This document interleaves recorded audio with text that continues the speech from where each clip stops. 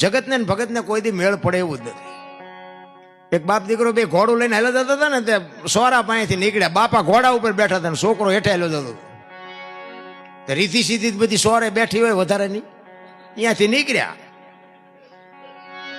તે એવડે વાતો કરવા માંડ્યા કે ગઢો આખો ઘોડા ઉપર ચડી ગયો, ઓલું ફૂલડા જેવું છોકરું હેઠું હાલ્યો હોય, આને શરમ નહીં આવતી હોય. એટલે બહાર નીકળીને પછી એના બાપા કે બેટા તું સડી જાય, હું હેઠો ઉતરી જાઉં. એટલે બધા વાતો કરતા હતા ને, છોકરો સડી ગયો.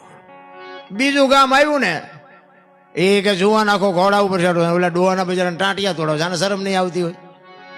બહાર નીકળીને કે બાપા હાલો ને કે આપણે બે જઈ, બે ગયા. બીજું ગામ આવ્યું ને કે આમને દયા જેવો સાંટો છે, બે સોટ્યા ઘોડામાં બેન બે હાય. બહાર નીકળીને કે બાબા એક કામ કરો, ભલે ને ઘોડું વાય હેલ્યું, હવે આપણે હેઠા હેલ્યા જઈએ. બીજું ગામ આવ્યું ને કે આમને ઘોડું શું કામ લીધું, બે ટાંટિયા તોડીને હેલ્યા જાય. હવે આ